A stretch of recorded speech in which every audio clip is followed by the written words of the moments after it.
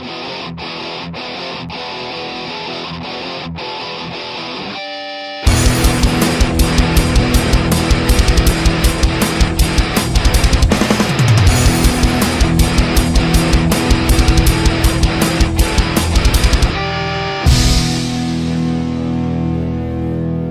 y'all, it's Heel Heat time.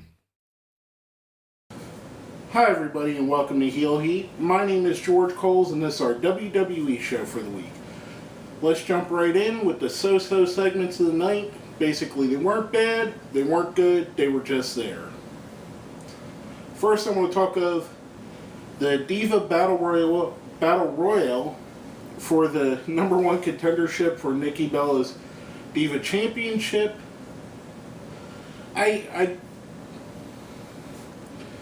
I don't understand why it is so hard for them to just push the Divas properly.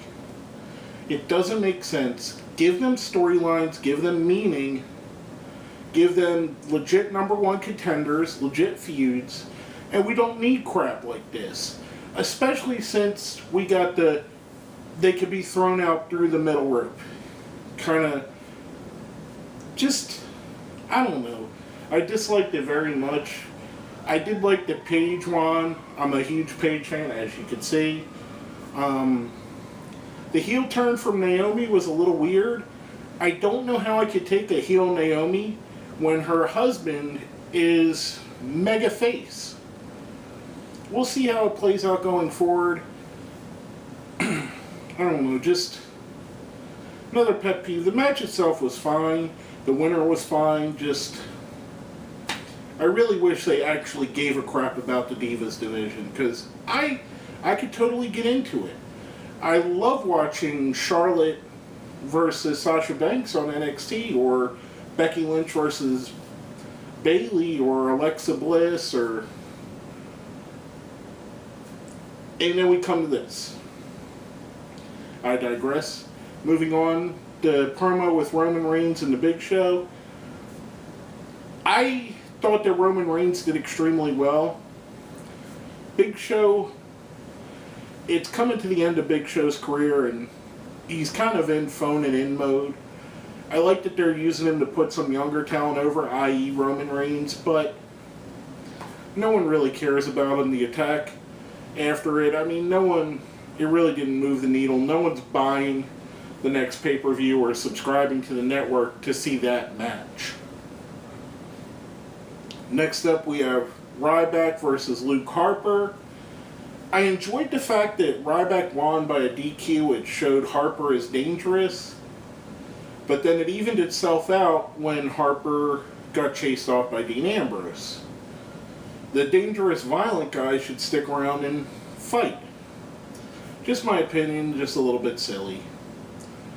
And last but not least of the so-so portions, we see Randy Orton and Seth Rollins at the last segment of the night, which we're going to jump around and talk about what led us there a little bit in a minute. I just, these contract signings, things like this, they're just silly, and it just sets up for Rollins to do RKOs on the Authority, or not Rollins, Orton to do RKOs on the Authority, and have Rollins slither away as a slimy heel. I don't know, it's just been done to death, and I think it's maybe time we get rid of it. Next up, we're going to roll right into the bad portion of the night, the stuff I just didn't like. First up on the menu, Adam Rose versus Dean Ambrose. The match fell flat. They've totally taken Adam Rose and made him a nothing, basically. They've made him an afterthought on the show. Someone I thought that was going to be very interesting coming up to Raw, coming from NXT, and that's it. They squandered him, basically. Ambrose picks up the win. For the reasons I just stated, I didn't like it. Next up, we have Seth Rollins versus Kane. In the first of what we have led up to this, if Rollins wins, he gets to pick the stipulation for the Extreme Rules match. Rollins the whole night demands Kane lay down for him. Kane feigns going back and forth whether he's going to lay down. It's torturing him. Kane gets in the ring, hits the choke slam, then lays down and puts Rollins' arm over him. Kind of maybe going back to a demon Kane, as they like to say. I don't know, to me it was just a little silly, a little bit too much, like they said, like WCW. Now, coming off of that, we're going to go into our question of the week. The question of the week last week was,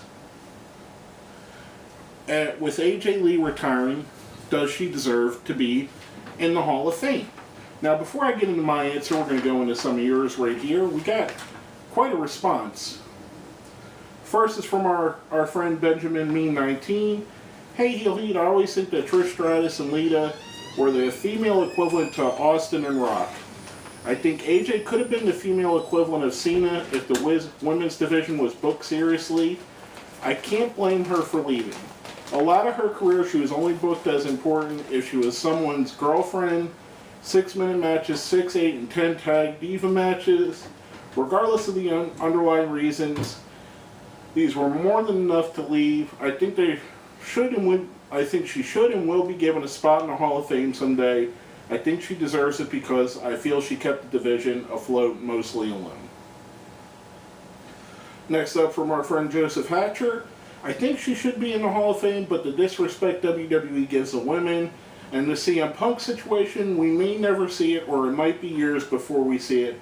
Overall, I think it will happen. Next is from Steve Tatanani. Yes, AJ Lee deserves to be in the WWE Hall of Fame. She carried the torch of the Divas division for the last several years. She was involved in a lot of major storylines, ranging from being Daniel Bryan's wife, the Raw GM, the longest reigning Divas champion of all time, surpassing Maurice's record. Her athletic skills were incredible. Whether a face or a heel, she was always entertaining. I do not think she should be held back from being in the Hall of Fame because who she is married to. Both of them should go in the Hall of Fame together. Next is from our friend Dizzleputt. In all honesty, I don't think so. This isn't a reflection of her ability at all, though. I think it's been a victim of her time. WWE has made the Diva division into a mere mire of clusterfuck matches and shitty storylines and make jokes out of the wrestlers. Look at what happened to the Bellas, for example. Because of this, I can't compare AJ Lee to the likes of Lita, Sable, Chyna, Trish, etc. Don't get me wrong, she is very good, but when I think of Hall of Fame candidates, she needed to have been given a women's wrestling division to compete in, not this diva bullcrap, just my opinion. Great to have the show back. Thank you, Dizzlepup. I appreciate being back. Next is from Sonny the Green Orc. I think she will be in the Hall of Fame before Punk or 1 year after. Last but not least, our friend Ashley Marie. Oh wow, thanks for the shout out. You're welcome, and as of any time, we love your feedback. As far as the new question of the week, AJ Lee got a ton of heat, whether heel or face, but from what I've seen from Hall of Fame members, they've been around for a lot longer than just a few years as she was. My theory on it is this. I believe she should be in the Hall of Fame. Is little petty stuff going to give her like a Medusa or an Ultimate Warrior type thing where it's years before it happens? Probably so. With the tools that she was given to work with, she did the best that she could. And really, that's all we could ask. I mean, guys like Kevin Nash and Bret Hart were in the Hall of Fame, and they were on top of the WWE when it was at its lowest point. So, saying that because she has a crappy Divas division, I understand why you would say that, and don't get me wrong, I'm not attacking you. But from my point of view, she did the best with what she could, just like Bret Hart and Diesel and Scott Hall did. So in my opinion, I think she should go in, as I think her husband CM Punk should as well. Now coming from that, we're going to go into the question of the week for this week. In the promos that we've been seeing from Bray Wyatt, he's not mentioning a specific person. Who would you like to see it be? Who would you like for Bray Wyatt's next feud? Let us know what you think. Hit us up on Facebook, hit us up on Twitter, put it down where? Down there in the comment box. Next, we're going to roll right into the good portions of the show. We had John Cena's Open Challenge, being in England, gets answered by Bad News Barrett. Thought this was great. It's really a shame that Barrett is as injury prone as he is, because he's a fantastic wrestler, and I think that he could have been a huge main event star if he could keep himself healthy. If he could prove over the next 2-3 years to keep healthy, I think it might be something that we're looking at as a guy that could carry the torch. Cena picks up the win, gets attacked by Rusev to set up a Russian chain match, which, if you haven't seen it before, is kind of the equivalent of a dog collar match or a bull rope match, something similar to that. So, could be an interesting thing. Cena famously had a bull rope match with JBL that was pretty bloody and violent. I don't know if this will get to that level, but maybe they'll give him the exception, being that it's John Cena. Who knows? Next up, we have the Lucha Dragons versus the Ascension, or as I like to call it, how to book a tag team from NXT versus how not to book a tag team coming from NXT. It's like they've done everything wrong with the Ascension, and they've done everything right with the Lucha Dragons. The Lucha Dragons, in my opinion, are more exciting and more fun on the main roster than they were even in NXT. Whereas the Ascension thrived in NXT and has pretty much been made into goofy Road Warrior clones in WWE. Lucha Dragons pick up the win. Hopefully, I am a fan of the Ascension. I hope going forward they figure out that these are guys that they can market and use and do something better with them. Next up, we have Randy Orton versus Cesaro, which ends in a DQ, but the director of operations, Kane, comes out, changes it to Cesaro and Tyson Kidd versus Orton. Only minor gripe I have about this is one man beating the tag team champions. Other than that, I think the three of them, all fantastic workers, and worked great together. I love the revitalized push with Randy Orton. I think when Randy Orton is at the top of his game, there are not many wrestlers that are better than him. And we're starting to see him come back to that apex. You like how I worked that in. Next up, Stardust versus Fandango. Stardust picks up the win. The reason I like this, Fandango dumps Rosa, gets rid of the salsa music, goes back to the Fandango music. Who didn't like that? Who didn't think that was fun? We get fun Fandango back. Should be interesting and cool going forward. Next up, we have the continuation of the Miz versus Mizdow feud. Another match between the two. Mizdow picks up the win. However, the wrinkle on this one is Summer Rae is now with Mizdow, who is the Miz's co-star in the Marine 4. I know, it's complicated and convoluted. I like what they're doing. I like that it's evolving every time. Maybe, I would say at Extreme Rules they should have a match where loser loses the Miz gimmick, or whatever you want to say, or however you want to put it. I think it would be cool. I think it would be something fun. And who doesn't love Mizdow? And I love the fact that he's with Summer. I think that's a perfect fit for him and her. Summer Rae is a great valet. She was awesome and fun working with Fandango. So hopefully going forward she could be just as fun and awesome with Mizdow. Last but not least, probably my favorite match of the night, Dolph Ziggler versus Neville. Neville's entrance, the semi-prodigy sounding music, everything about it, they've made an instant star with him. And putting him in there on 3 successive weeks with 3 of the best wrestlers they have, I think that's just another showing of how good and how far they think this kid can go. I think Neville is doing awesome. Ziggler, great wrestler. Afterwards, we have Sheamus attacking Ziggler. Little silliness to go on. I like heel Sheamus. Love this match. I thought this match was probably the best thing on the show. Maybe the Lucha Dragons match versus Ascension is better, but we're talking apples and oranges at this point. Now, coming off of that, we're going to go into our ratings for the week. Now, whether you've seen the show or not before, we have a 1 to 5 scale. 1 is the worst, 5 is the best. 1 is a Heath Slater, 2 is an Axl Rose, Curtis Axel, 3 is a Stardust, 4 is a Cesaro, 5 is a Daniel Bryan.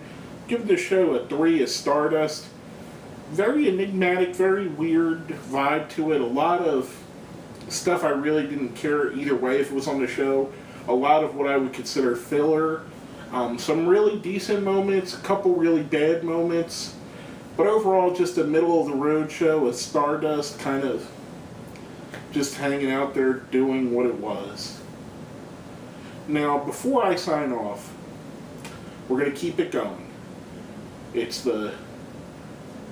We're going to strive for 5 is what we're calling it, folks. We're trying, by the end of the month of April, we want to have 500 subscribers. As of the taping of this video, we have 483. Now, here's how you could fit in, and you guys have been doing great. We've jumped up a lot since this started, so here's how you continue to help. A lot of you have already been doing this, which thank you very much. I appreciate everything you guys are doing. Like the show, comment on the show, share the show, and subscribe if you're not subscribed. If this is the first time you're running into us, or you occasionally run into us, go ahead and hit the subscribe button. It doesn't hurt anything. It's totally free. But if you like the show, the more likes, the more comments we get, the more YouTube will promote us. The more viewers we get, the more stuff opens up. So, like us, comment, share, put us on Facebook, Twitter, Reddit, anywhere you want to put us. Go ahead, you have my permission to link us anywhere. We want to get to 500 subscribers by the end of the month. We have 17 to go as of the taping of the show. So I know with your help we can make it there. But basically, that's all I have to say about that. My name is George Coles, and this has been another episode of Heel Heat.